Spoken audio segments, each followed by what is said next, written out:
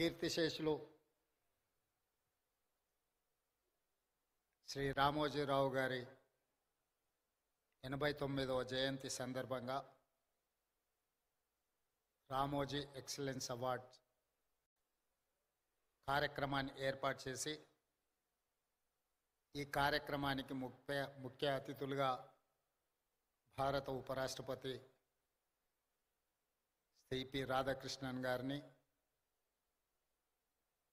Telangana governor Jishnu Dev Varma గారిని, ఆంధ్రప్రదేశ్ ముఖ్యమంత్రి పెద్దలు శ్రీ నారా చంద్రబాబు నాయుడు గారిని, భారత మాజీ ఉపరాష్ట్రపతి పెద్దలు వెంకయ్య నాయుడు గారిని, భారత మాజీ ప్రధాన న్యాయమూర్తి శ్రీ ఎన్వి రమణ గారిని, మిత్రులు పెద్దలు కేంద్ర మంత్రివర్యులు జి కిషన్ రెడ్డి గారిని, అదేవిధంగా కేంద్ర మంత్రివర్యులు జి రామ్మోహన్ నాయుడు గారిని, మిత్రులు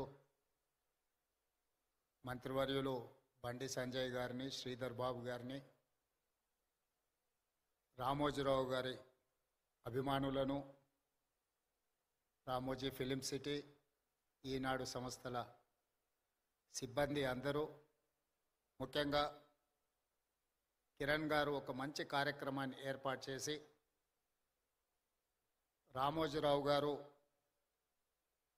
ఏ విలువలను, ఏ సాంప్రదాయాన్ని ఈ తెలుగు ప్రజలకు అందించిండో అందులో రాణించిన వాళ్ళను గుర్తించి రామోజీ ఎక్సలెన్స్ అవార్డ్స్ ఇవ్వడం ద్వారా కొత్త తరానికి ఒక స్ఫూర్తినివ్వాలని కార్యక్రమాన్ని ఏర్పాటు చేసినందుకు వారిని, వారి కుటుంబ సభ్యులను మనస్ఫూర్తిగా నేను అభినందిస్తున్నాను. ఈనాడు మనిషి మరణించిన తర్వాత వారిచ్చిన ఆస్తులనే కానీ వారి ఆలోచనలని కొనసాగించాలని, వారి ఆలోచనలకు అనుగుణంగా వారి సంస్థలను నిర్వహించాలని ఆలోచన చేస్తున్న వాళ్ళు చాలా తక్కువ మంది.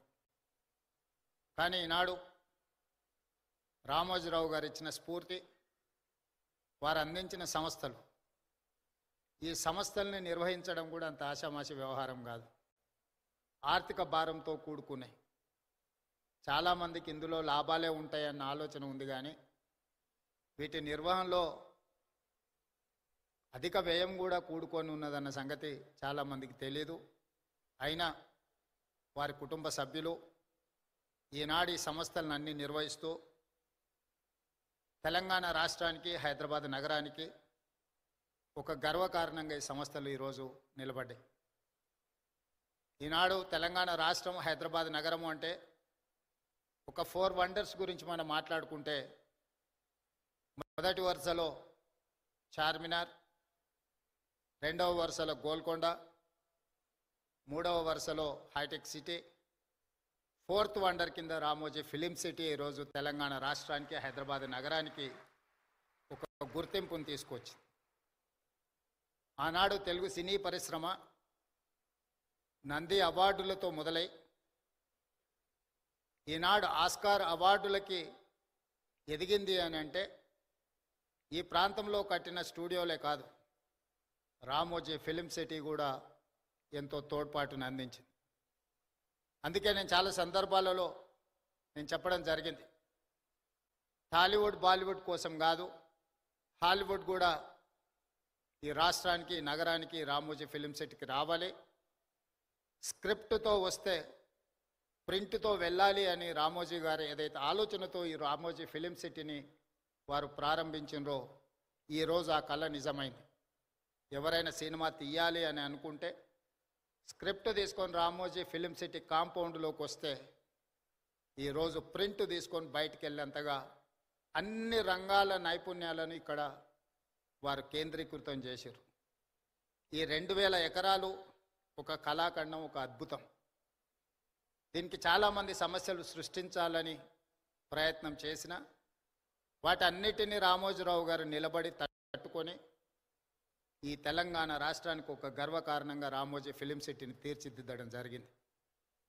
అదేవిధంగా పత్రికా రంగంలో ఈనాడు పత్రిక 50 సంవత్సరాలు పూర్తి చేసుకున్న సందర్భంగా రామోజీరావు గారు నిద్ర లేవ్వంగానే ఈనాడు పేపర్ చదివే అలవాటును, నిద్రపోయే ముందు ఈటీవీ వార్తలను చూసే నిద్రపోయే అలవాటును తెలుగు ప్రజలకి ఒక అలవాటుగా మార్చిండు. ఈనాడు ముఖ్యంగా రాజకీయ నాయకులకు ఈ అలవాటు వ్యసనంగా మారింది.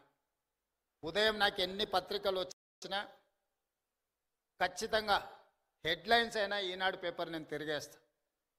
ఎందుకంటే నిఖార్సైన సమాచారం, మిగతా దాంట్లో కొంచెం మసాలాలు, కలర్స్ అవి ఇవి యాడ్ అవుతుంటాయి. ఇది యాక్చువల్ వార్తని ఈ 2-3 పత్రికలు చదివిన తర్వాత వాస్తవం ఏముందో తెలుసుకుందాము అని ఈనాడు తెలంగాణ రాష్ట్ర ముఖ్యమంత్రిగా 5-10 నిమిషాలైనా ఈనాడు పేపర్ నేను తిరిగేస్తాను. అదేవిధంగా సాయంత్రం ఇంటికి పోతే 9 గంటలకు ఈటీవీ వార్తల్ని తప్పకుండా చూస్తే ఎక్కడున్నాయి, ఈ ఊర్లోనే కాదు, ఈ నగరంలోనే కాదు, ఈ రాష్ట్రం పక్క దేశాలకు వెళ్ళిన సంపూర్ణమైన వార్తల్ని ఈటీవీలో ప్రసారం అవుతాయి. వాళ్ళ ఆలోచనలను కాకుండా జరిగిన వాస్తవాలను ప్రజలకు అందించాలన్న వారి స్ఫూర్తి ఈరోజు ఈనాడులో కానీ ఈటీవీలో కానీ కనిపిస్తుంది. అదేవిధంగా రామోజీరావు గారి గురించి ఆలోచన చేసినప్పుడు ఆశ్చర్యకరమైన అంశాలు కనిపిస్తాయి. పచ్చళ్ళు తినిపించిన రామోజీరావు గారి గొప్పతనం ఉంటుంది, పత్రిక చదివిన రామోజీరావు గారి గొప్పతనం కనిపిస్తుంది. ప్రసార సాధనాలు మార్గదర్శి చిట్ ఫండ్కి, రామోజీ ఫిలిం సిటీకి, ప్రియా పచ్చళ్ళకి, ఈనాడు పేపర్కి దేనికి పొంతన లేదు. ఇలా వివిధ రంగాలలో ఒక వ్యక్తి రాణించడం చాలా కష్టం. ఒక వ్యక్తికి ఒక విషయంలో టాలెంట్ ఉందంటే మనం అర్థం చేసుకోవచ్చు, అతను నిరంతరం అందులో కృషి చేయడం, అందులోనే ప్రయత్నం చేయడం అనేది ఆ వ్యక్తికి అందిన ఒక విద్య అనుకోవచ్చు.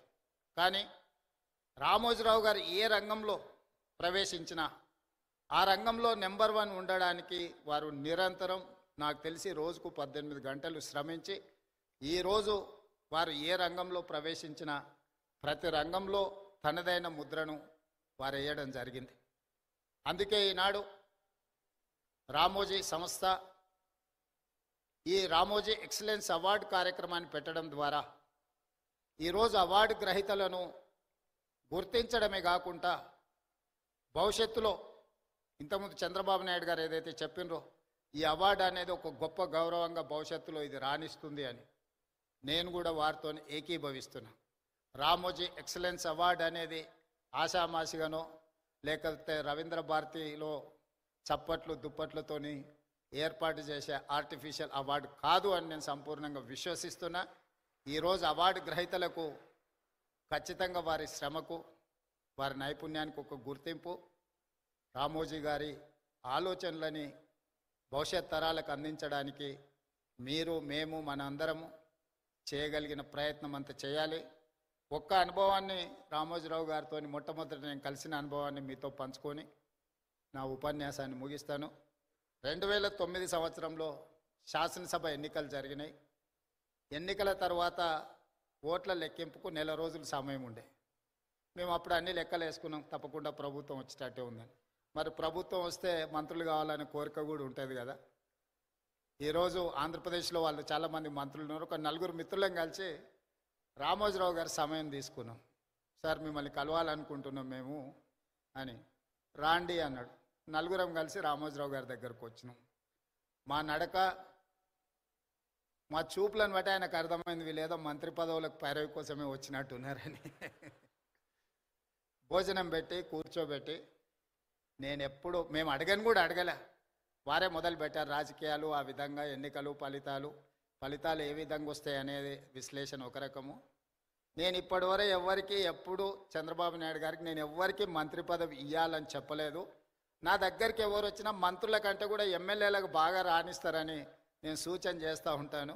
మీ 4 కూడా అదే సూచన అని వారు మాకు, అంటే మా మనసులో ఉన్న మాటను గుర్తించి అంతకుముందు బయట చాలామంది మంత్రివర్గం అంతా చంద్రబాబు నాయుడు గారు, రామోజీరావు గారు చిట్టి పంపిస్తారు, చంద్రబాబు నాయుడు సార్ మంత్రివర్గాన్ని ఏర్పాటు చేస్తాడని బయట చర్చ జరుగుతుండేది. సరే, రామోజీరావు గారు మా నలుగురిలో ఎవరికో ఒక్కరికైనా తప్పకుండా చెప్తాడు అనుకొని మేము వచ్చినాము. వారు రాజకీయ నాయకులకు కానీ ప్రభుత్వంలో కానీ ఇలాంటి సూచనలు ఎప్పుడు నేను చేయను. మీరు కష్టపడి పనిచేయండి. మీరు మంచి చేస్తే తప్పకుండా నా పత్రికలో స్థానం ఉంటుంది. మీరు చెడు చేస్తే మాత్రం మొదటి పేజీలో స్థానం ఉంటుంది.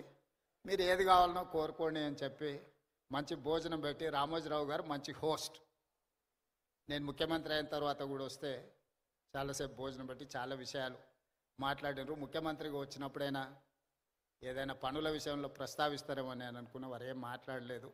వారు చెప్పిండ్రు, ఇది నా బాధ్యత, ఎందుకు సార్ రెస్ట్ తీసుకోవచ్చు కదంటే, నిత్యం నాకు ఈ పనిలోనే ఒక సంతృప్తి ఉంటుంది. ప్రతి పేజు నేను చదువుతాను. అక్కడక్కడ వారు స్పెల్లింగ్ కరెక్షన్స్ ఉంటే కూడా పత్రికలో వచ్చిన ఆ డేటా అంటే మ్యాటర్ని కూడా వారు రౌండప్ చేసి పెట్టి, అందులో ఏం తప్పులు ఉన్నాయో కూడా మార్క్ చేసి పెట్టి వారి టేబుల్ మీద కనిపించింది. అంత నిబద్ధతతోని వారు పనిచేసిండ్రు కాబట్టే ఇంత గొప్ప సంస్థను నిర్మించగలిగినరు. రామోజీ అనేది ఒక పేరు కాదు, ఒక బ్రాండ్.